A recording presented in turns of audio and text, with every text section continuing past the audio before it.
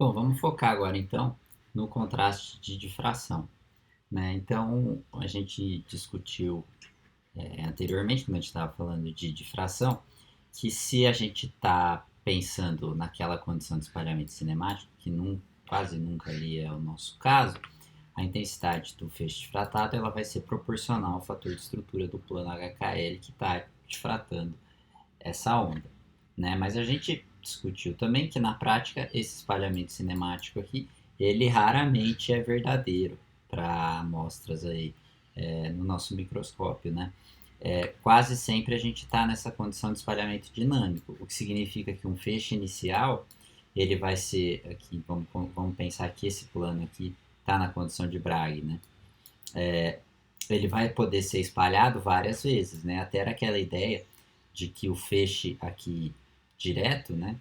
A gente não poderia chamar ele de feixe não difratado, porque ele pode ter sido difratado para fora nesse plano e depois difratado de volta nessa direção. Então esse feixe nessa direção para baixo aqui é o nosso feixe direto, não necessariamente é o feixe não difratado, né? Esse feixe pode ser redifratado várias vezes aí, né? Então, isso considerando um plano só, né? Agora, a hora que a gente considera aí múltiplos planos, então se a gente pega um caso assim, por exemplo, que a gente está perto do eixo de zona aqui, né? A gente vê aí vários planos difratando aí, então gera aqueles vários efeitos lá, por exemplo, a difração dupla, né? Que são esses pontos adicionais que podem aparecer por conta de feixes que foram difratados mais de uma vez. E discutimos também essa condição aqui, que é a condição de dois feixes, né? Que é a condição em que a gente tem uma reflexão, um G de HKL aqui na condição de Bragg, né? De forma que todos os outros feixes são muito pouco intensos. Então é o que isso aqui está tentando mostrar. Né? Então, por exemplo, a gente conseguiria chegar na condição de dois feixes. Vamos supor que a gente indexou esse padrão aqui. Isso aqui tá com cara de um padrão 110 de um CFC. Esse aqui seria, por exemplo, 200. Esses daqui seriam da família 111. Se eu quiser colocar esse aqui na condição de Bragg, o que eu faria? Tenho aqui a linha de Kikuchi referente a essa reflexão aqui, né? Então a linha de Kikuchi referente a essa reflexão estaria nessa direção, perpendicular à reflexão, seguiria para fora aqui do eixo de zona, inclinaria a amostra de forma a cair fora do eixo de zona e faria esse jeito que eu desenhei aqui, da minha linha de Kikuchi cortando aqui, coloquei esse feixe aí na condição de Bragg dele, e aí eu estou só com ele na condição de Bragg e mais nada. Então essa é a condição de dois feixes. Muitas análises que a gente vai fazer então no modo imagem aí usando contraste de difração, é mais fácil a gente entender se a gente estiver nessa condição de dois feixes. Por quê? Né? Porque a gente tem só dois feixes para se preocupar, vai ficar mais claro isso mais para frente. Vamos imaginar então que eu estou nessa condição de dois feixes, ou seja, eu estou no ângulo, na condição de Bragg para um plano e para mais nada, todos os outros estão longe da condição de Bragg. Então a gente se preocupa só com a intensidade em dois feixes, né? O feixe direto, esse feixe aqui, o feixe direto, e o feixe aqui, vamos chamar ele de o feixe difratado aí pelo plano HKL, né? Então, o que vai acontecer nessa condição de dois feixes aqui, se a gente começar a pensar nessas duas intensidades? Vou chamar essa aqui de intensidade zero, essa aqui é a intensidade desse G aqui, desse G de HKL, né? Então tá aqui meu plano na condição de Bragg, ou próximo da condição de Bragg. Como que vai ser a intensidade desses dois feixes, né, do meu feixe direto, chamar aquele I0, e do meu feixe no ângulo de Bragg, então, em diferentes alturas aqui da minha amostra. Essa aqui é a superfície superior, essa aqui é a superfície inferior, desculpa. Então, como que vai ser? Bom, eu estou chegando aqui com o meu feixe aqui em cima, ele ainda não sofreu espalhamento nenhum, estou aqui ainda no vácuo, né? Então, qual que é a intensidade? Quando a gente entra aqui na amostra, toda a minha intensidade, né? A minha intensidade total, ela tá em zero, né? E o meu I de GHKL, o I difratado naquela direção, é zero, né? Ainda não tive espalhamento nenhum. Na medida, então, que esse feixe entra na amostra, eu tenho a minha probabilidade lá, minha secção transversal para essa interação elástica acontecer, né? Então tá aqui essa imagem. Então aqui o meu GHK vai ser muito pequeno se a gente considerar logo, né, uma amostra infinitamente fina aqui. Agora, à medida que essa amostra vai ficando mais grossa, eu vou aumentando então essa probabilidade aí de eu ter um espalhamento, né? Então, com o tempo, com o tempo não, conforme eu vou descendo aqui, eu vou ganhando cada vez mais intensidade no meu difratado ainda pelo meu plano de HKL. Então essa reflexão aqui vai ficando mais intensa e o meu feixe aí não difratado, né, o meu feixe direto, ele vai ficando cada vez menos intenso, menos intenso. Né? Então eu posso começar a pensar que toda essa intensidade está sendo transferida para aquela outra direção, à medida que esse feixe vai penetrando aí na amostra.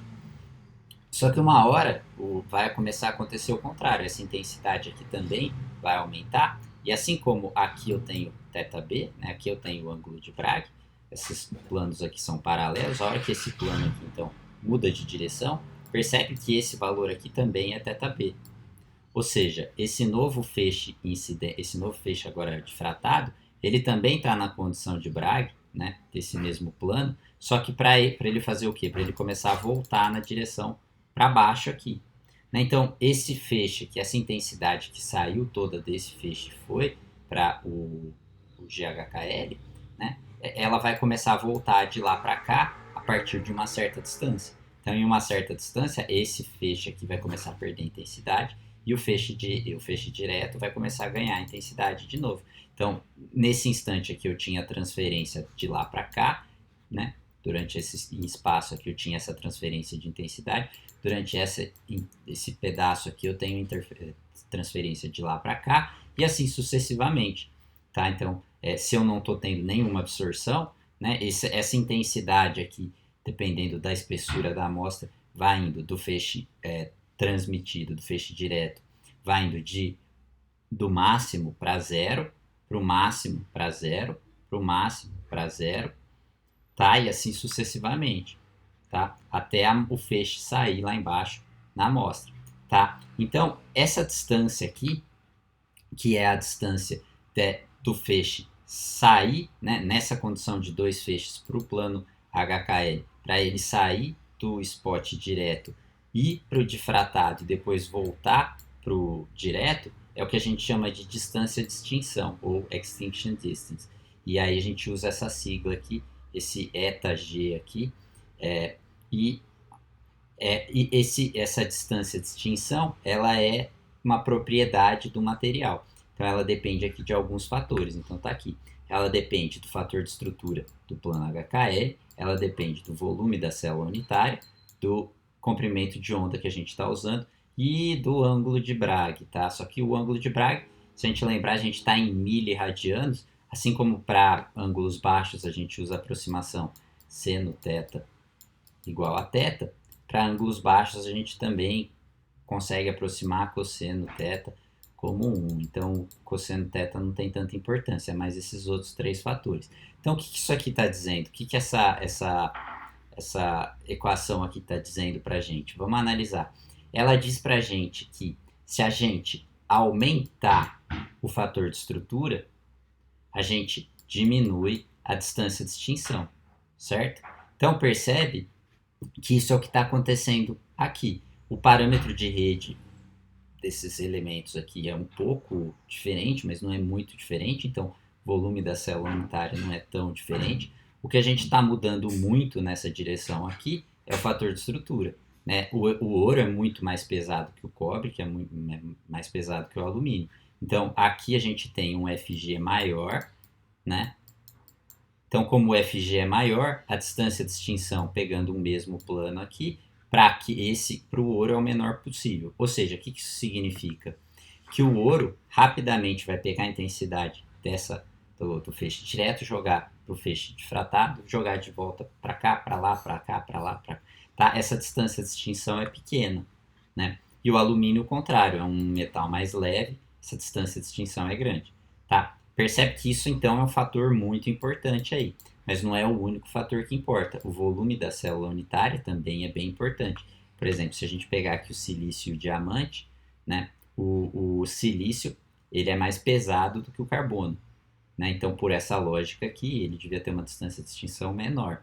Só que o parâmetro de rede do silício é bem maior do que o parâmetro de rede do diamante, né? Então, essa diferença até compensa e ganha, faz ele ganhar em termos dessa distância de extinção. Então, os termos estão todos sendo mostrados aqui, né? E o outro é o comprimento de onda, depende do microscópio que a gente está usando. Então, se a gente usar aí um microscópio de maior energia, um de 200 kV em comparação com um de 100, a gente vai estar diminuindo o comprimento de onda, então a gente vai estar aumentando a distância de extinção, né? Então, pensa que essa distância de extinção ela é um conceito bem similar a uma coisa que a gente já viu lá atrás na primeira aula, né?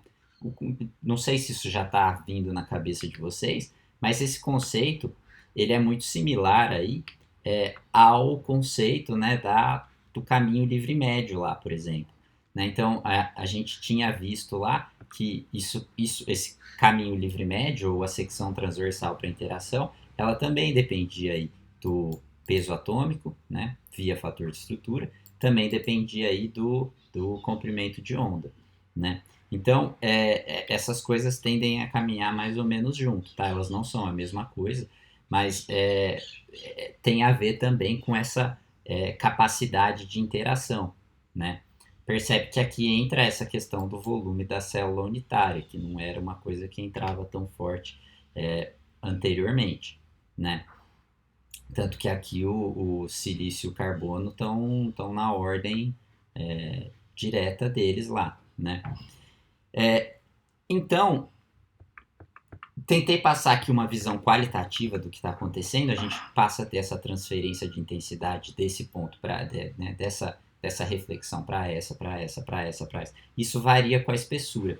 Então, como a gente conseguiria, então, tratar isso daqui matematicamente? Isso aqui, na verdade, é o caso mais simples de todos, né, que a gente tem 2 feixes só. Se a gente estivesse naquela outra condição de múltiplos feixes, né, aqui, putz, a gente estaria bem mais enrolado, né? A gente tem muito mais feixes aqui, a gente teria que estar calculando a intensidade em todos esses feixes. Então, nesse caso mais simples, como que a gente poderia fazer essa ideia, tá? A gente não vai resolver isso aqui, vamos só discutir como que isso é feito, tá? Vocês podem olhar no Williams e Carter, eles dão uma derivação bem mais passo a passo, tá? Então, basicamente, o que eu quero saber, né, é a intensidade, né, ou amplitude da onda quando ela sai, né, quando ela cruza a superfície de baixo da amostra, né? Se vocês olharem, né, porque tem uma complexidade relativamente grande nesse problema, porque o elétron, então, ele entra que ele tem a equação de onda dele, né, que quando ele está fora da amostra é uma coisa simples, né, ela é uma equação de onda plana, aquela que a gente viu aqui, né, ele tem uma probabilidade igual de estar em qualquer ponto.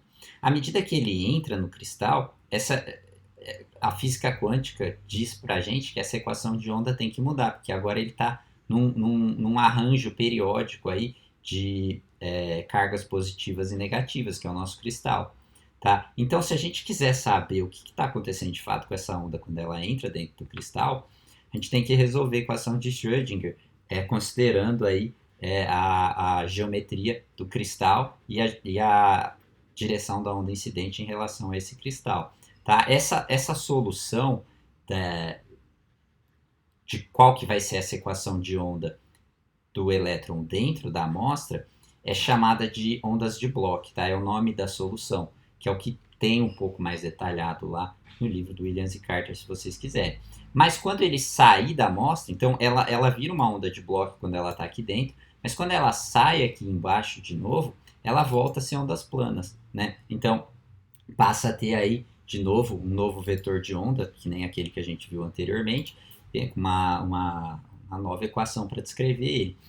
E volta, então, perde esse caráter da onda de Bloch. Então, por mais que a gente use esse formalismo para entender o que está acontecendo, no final, meio que eu estou preocupado só com a cara dela a hora que ela sai aqui na superfície inferior, tá? Então, de novo, tá na condição de 2 feixes, simplifica a minha análise, porque eu preciso encontrar essas equações de onda aí só de 2 feixes, né? O feixe direto e o feixe difratado pelo plano GHKL lá, né?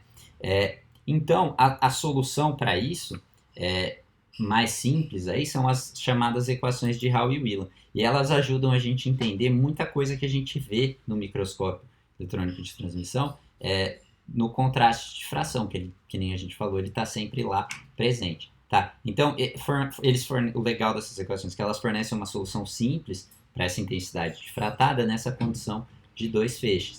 Tá? Então, lembrando aí, a intensidade do feixe difratado é proporcional à equação de onda aí ao quadrado, né? Que esse número é complexo, mas o módulo dele ao quadrado vira um número real, né? Então, essa é a do feixe, né? Então, se eu preciso, na verdade, calcular só um, o outro é 1 menos 1, sendo a intensidade total, menos o G. De novo, considerando que não tem perda de energia aqui, que não tem absorção, né? Então, olha como a equação final, ela tem uma cara bem simples, tá? Então, aqui a intensidade, que é o que a gente está preocupado, ela tem essa cara aqui. Ela vai ser πt, distância de extinção, tudo isso ao quadrado, seno ao quadrado de πt, erro de excitação efetivo dividido por πt, erro de excitação efetivo ao quadrado. Tá? T é a espessura da amostra. Então, percebe como tem muito pouca coisa que me influencia aqui. A distância de extinção, já vimos o que é, então é um valor que a gente conhece.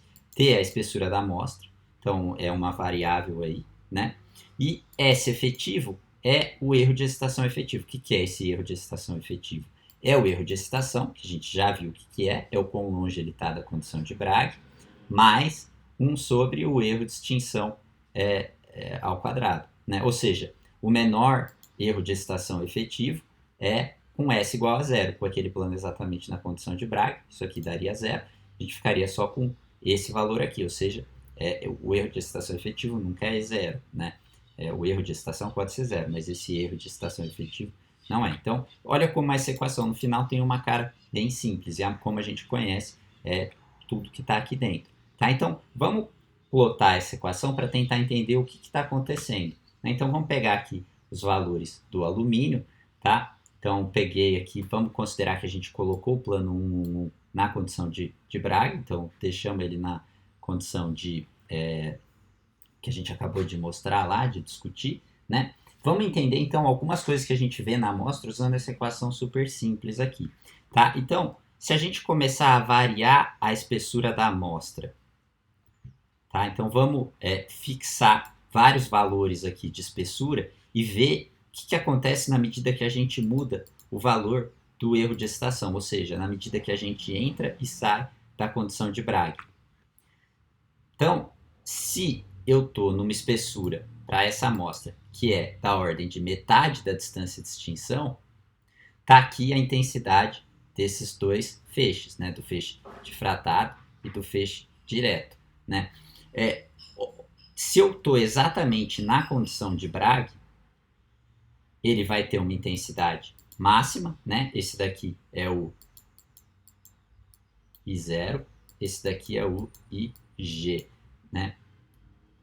Desculpa, o contrário. Esse aqui é o IG, esse aqui é o I0. Né? Então, se eu estou exatamente na condição de Bragg, eu vou ter toda a intensidade do meu feixe no feixe difratado. Quando eu estiver olhando, então, a intensidade do meu feixe direto, eu não vou ter nenhuma intensidade lá. Isso se eu estiver exatamente na condição de Bragg, ou seja, o meu erro de excitação, esse aqui é o erro de excitação mesmo, S, não o erro de excitação efetivo, é igual a zero. Né? Então, isso se eu estiver exatamente na condição de Bragg. Agora, se eu sair da condição de Bragg, vê como isso vai mudar. Essa equação dá pra gente como que isso vai mudar. Eu já explico por que isso é importante. Vamos só plotar em mais algumas condições. E se agora a espessura da minha amostra não for essa daqui, não for metade da distância de extinção? Se ela for exatamente uma distância de extinção, o que acontece com essa curva? Bom, se eu olhar aqui a intensidade do meu feixe difratado, eu estou exatamente na condição de Bragg, eu não vou ver intensidade nenhuma nesse feixe. Se eu olhar no meu feixe direto, toda a intensidade vai estar lá. Vamos só pensar o que isso significa numa imagem de campo claro e numa imagem de campo escuro. Se eu estou exatamente nessa condição de Bragg, então, desse plano aqui, e a minha amostra tem essa espessura aqui, quando eu fizer uma imagem de campo claro, eu vou estar olhando a intensidade em I0, né? Então, são os dois feixes lá. Quando eu estou fazendo uma imagem de campo claro, eu estou colocando a minha abertura aqui, né? No meu feixe direto. Então, isso significa que se minha amostra tem essa espessura aqui, eu vou ver bastante intensidade. Eu não vou ver nenhuma intensidade na minha imagem de campo claro, e eu vou ver muita intensidade na minha imagem de campo escuro. Se eu colocar lá, né, a minha abertura aqui, no meu spot difratado. Então, esse daqui é o campo claro, né? Esse aqui é o escuro, né? Agora, se a minha amostra tiver essa espessura aqui, vai ser o contrário. Na minha imagem de campo claro, eu vou ver uma intensidade bem grande, então eu vou ver esse grão bem claro. Agora, se eu olhar a imagem de campo escuro, ele vai estar bem apagado. Ou seja, eu vou ver o grão claro em uma imagem se a amostra tivesse espessura, mas se ela tiver outra espessura, eu vou ver o mesmo grão escuro. Então, variar a espessura da amostra vai mudar o contraste que eu estou vendo. Não sei se isso é loucura, mas né, e nesse caso é extremo, a gente está indo de 0 a 100%. Está indo de 0 a 100%. Então, olha que loucura, né? Agora, se a minha amostra tiver 3 meios da distância de extinção, eu volto àquele caso inicial, pelo menos para a condição de Bragg. Né? Exatamente na condição de Bragg, toda a intensidade vai estar no meu feixe difratado. Né? E eu não vou ter nada de intensidade no meu feixe transmitido, no meu feixe direto. Né? Essas curvas aqui é o que a gente chama de rocking curve, tá? Entrou ali atrás.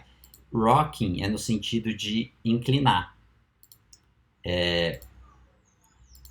Por que isso a gente chama de rocking curve? Porque se eu entro ou saio da condição de Bragg, como que eu faço para sair desse ponto aqui na minha amostra e vir para esse ponto aqui, por exemplo? O que eu tenho que fazer? Eu tenho que inclinar minha amostra, porque aqui eu estou na condição de Bragg, aqui eu estou fora da condição de Bragg, certo? Então, esse tipo de curva aqui que a gente está desenhando tem essa cara aqui. Tá? A gente ainda não analisou o que vai acontecer na imagem quando isso acontecer. Antes disso, vamos explorar um pouco mais essa ideia de, olha, olhando para o feixe difratado, dependendo da espessura eu tenho uma intensidade alta, aí para uma espessura maior eu tenho uma intensidade baixa, depois para uma espessura maior ainda eu volto a ter uma intensidade alta. Isso aqui, se a gente lembrar, quase qualquer amostra que a gente tiver vai ser no formato de uma cunha, ela vai ser mais fina mais perto do buraco lá, né, do fim da amostra, e ela vai ficando cada vez mais grossa na medida que a gente vai para dentro. Né? Então, ou seja, a mesma amostra muito provavelmente vai ter uma espessura assim, uma espessura assim, uma espessura assim. Então, o que isso vai acontecer? Isso significa que uma parte da minha amostra vai ficar clara, uma parte vai ficar escura, uma parte vai ficar clara, uma parte vai ficar escura. É isso aqui que essa equação está falando. Será que é isso que vai acontecer? Né? Então, esse plot aí que eu falei. Né? Então, plotando agora para a gente na condição de Bragg, variando a espessura da amostra. Então, tá aqui, ó, espessura 0, espessura de uma distância de extinção, duas distâncias de extinção, meia distância de extinção, que é esse caso aqui, né, que a intensidade do feixe difratado cai para... tá aqui a intensidade... Desculpa aqui. Né, essa aqui é de meia distância de extinção. A intensidade do feixe difratado sobe no máximo. Aqui é uma distância de extinção. A intensidade do feixe difratado vai para 0. Então, é o que esse gráfico está mostrando aqui para a gente. Né, então, como que isso é na prática? Se eu olhar uma amostra com essa condição aqui, fizer uma imagem de campo claro e campo escuro, vai ser exatamente isso que vai acontecer. Tá? A gente vai ver essas franjas, que é o que a gente chama de franjas de espessura, e elas vão estar presentes em qualquer amostra aí que a gente tiver, quando a gente colocar esse material aí na condição de Bragg. Então percebe, olha como essa amostra começa a ficar grossa rápida, tá? Isso aqui é bem típico, a gente vai ver coisas aí bem dessa natureza, né? Então lembra que ela vai ficar escura e depois vai ficar clara a cada distância de extinção. Então, se esse material aqui for alumínio, né, voltando aqui, que a distância de extinção do alumínio 56,3 nanômetros, isso significa que essa amostra aqui já está com 56 nanômetros, aqui ela já está com 110, né? Aqui ela já está com 200 e pouco, aqui ela já está com 300 e pouco, aqui ela já está com 400 e pouco. Então olha como ela fica grossa rápida, né? Lembra que a gente falou, olha, se a gente quiser tá na condição que a gente vai ter alguma condição ideal para fazer a microscopia de alta resolução, a gente vai ser para essa amostra bem na pontinha, então provavelmente nem vai ter área suficientemente fina aí para fazer muitas dessas análises aí de alta resolução, tá? Agora, a análise de microscopia convencional a gente já consegue fazer até toda, né, uma região bem maior aí, tá? Mas isso aqui vai estar presente em quase qualquer amostra, então às vezes inconveniente essas franjas de espessura aí, mas elas estão presentes, não tem como fugir delas, né? Uma outra coisa que eu queria mostrar por esse perfil aqui, né? Quando a intensidade do feixe direto cai, a do feixe difratado aumenta. Então, se a gente olhar a imagem de campo escuro, onde aqui for claro, aqui vai ser escuro. Onde aqui for escuro, aqui vai ser claro. Né? Olha como as duas se complementam. Acho que fica mais fácil ver aqui por cima. Olha, essa franja aqui escura, essa franja aqui clara. Essa franja escura aqui, essa franja aqui clara. Né? Então, essa intensidade ela é jogada de um feixe para o outro dessa forma aí dinâmica, né? Uma ilustração bem clara aí de como a gente tem espalhamento dinâmico nessa amostra. Só isso. Outra coisa que dá para ver também dessa imagem é que essa intensidade ela vai caindo, né, na medida que a gente vai entrando dentro da amostra. Então isso aqui na verdade não é muito verdade, porque a gente tem absorção. Né? Então o que a absorção faz, ela vai atenuando aí esse processo dinâmico aí da difração entre o feixe direto e o feixe difratado. Tá? Então essa soma aqui, que inicialmente é igual a 1, ela fica diferente de 1 na medida que a absorção vai acontecendo. Né? E além disso, que outro efeito eu consigo tirar aí dessas equações de Hall e Whelan que são bem importantes? Dá para a gente fazer 1 milhão de análises, eu estou dando alguns efeitos aqui, mas o que isso aqui mostra para a gente é que se a gente está exatamente na condição de Bragg, a gente tem uma intensidade. Se a gente sai da condição de Bragg e vai para uma outra condição aqui, que não é a condição de Bragg, então, de novo, como que eu saio daqui e venho para cá? Isso aqui é a rocking curve, inclinando a amostra. Então, se a minha amostra tiver totalmente na condição de Bragg, toda ela, e eu inclinar ela, eu vou tendo essas variações aqui de intensidade. Só que uma coisa que eu tenho que lembrar é que a minha amostra, toda ela só vai estar na condição de Bragg se ela for perfeitamente plana. Né? Se a minha amostra não for perfeitamente plana, vamos supor que esse plano aqui está na condição de Bragg, se ela ela é um pouco torta, e não precisa ser muita coisa, pode ser bem pouca coisa mesmo. Essa região aqui está inclinada em relação a essa, então essa região não está na condição de Bragg, nem essa, nem essa, nem essa. Ou seja, eu não necessariamente eu preciso inclinar a amostra para sair daqui e chegar aqui, ou seja, para ir dessa intensidade de 100% até 0%. Né? Eu posso sair daqui e vir para cá simplesmente porque a minha amostra está um pouquinho torta, então eu chego com essa diferença aqui de né, essa outra região aqui já não está na condição de Bragg, ela já tem esse erro de excitação aqui. Então, isso aqui isso está presente em quase qualquer amostra, porque é muito difícil a gente ter uma amostra perfeitamente plana. Isso aqui chama contorno de flexão. Então, se eu olhar a minha imagem de campo claro ou a minha imagem de campo escuro, eu vou ver essas linhas aqui na minha amostra.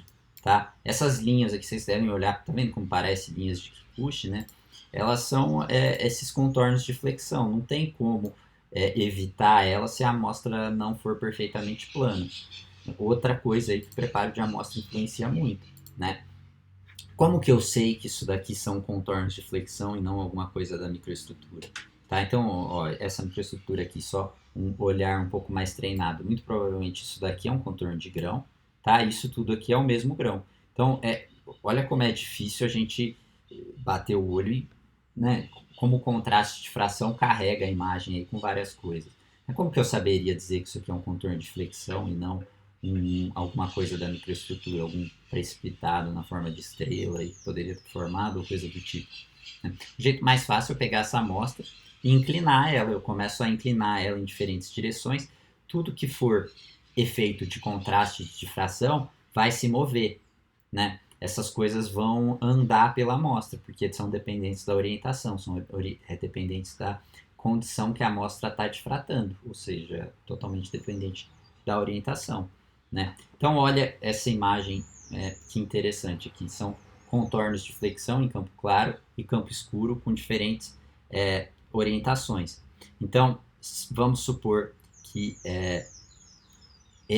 o campo escuro desse é referente a essa imagem, não está dando para ver pela qualidade, mas olhando de novo para essa forma aqui da equação de Howe e Whelan, lembrando que isso aqui é para IG, olha como que ele é. Ele tem um máximo maior exatamente na condição de Bragg, aí ele tem um mínimo, aí ele tem um máximo só que menor, não tão grande quanto aquele, um mínimo, aí um máximo menor, não tão grande quanto aquele. Olha exatamente esse formato que a gente vê aqui, um máximo, dois máximos menores, mas não tão grandes quanto esse, máximos menores, mas não tão grandes quanto esse. Não, então, o que isso significa? Se esse contorno de flexão é referente a esse GHKL aqui, significa, primeiro, que essa amostra está torta, ela não é uma amostra plana, tá? Mas, de novo, 90% das amostras vão ter esses contornos, é muito difícil fazer uma amostra perfeitamente plana. E não só isso, exatamente essa região aqui está na condição de Bragg desse plano aqui, né? Se essa aqui é referente a, por exemplo, essa daqui, né? Vamos pegar, se essa daqui, por exemplo, for referente a essa, se essa aqui é A2, essa aqui é A2, né? Essa região está exatamente na condição de Bragg desse plano. Essa região está exatamente na condição de Bragg desse plano, né? Aqui não está, nem aqui, nem aqui. Esse contorno segue toda a região que está na condição de Bragg desse plano, né? Então, onde que todas essas linhas aqui vão convergir, né? Percebe que a hora que eu olho a minha imagem de campo claro aqui nesse caso, eu vejo todas essas linhas aí meio que se encontrando num lugar. Qual que é a região? É a região onde todas elas estariam ali perto da condição de Bragg delas, ou seja, é exatamente nesse eixo de zona aqui. Então a gente também pode usar os contornos de flexão para ajudar a gente a encontrar regiões aí que estão exatamente em um certo eixo de zona, tá? Na maior parte das vezes elas são meio incômodas aí na nossa análise, porque a gente quer fazer isso aqui é, por exemplo, uma superliga de níquel, ó. Eu não sei se vocês conseguem ver, tem uns precipitados aqui, ó, né? Dá para ver o contorno deles. Essas linhas aqui poluem aí, elas são bonitas, né? Deixa a imagem bonita, mas elas poluem a imagem, a gente não consegue ver o que a gente quer ver por causa delas. Então vamos supor que a gente quer fazer uma imagem de campo escuro desses precipitados, né? Então esse aqui é o padrão de difração dessa combinação matriz-precipitados, né? Então essas reflexões fracas aqui são do precipitado, né? Ela é uma fase ordenada, são reflexões de superrede que a gente discutiu numa aula passada aí. Então se eu vou lá e faço um campo escuro com uma reflexão da superrede, é para eu ver só o precipitado. Mas se a minha amostra está torta, ó, percebe como ela está me dando só os precipitados. Ó. Tá, aqui começa um, aqui começa um, aqui começa um. Só que fica muito poluído, né? A imagem fica feia. Então, numa amostra que não é muito plana, é muito difícil a gente tirar imagens boas, tá? Por causa aí dos contornos de flexão, por exemplo, tá? Vou dar uma pausa aqui, eu vou terminar o outro vídeo com algumas coisas adicionais aí que a gente tem no contraste de difração.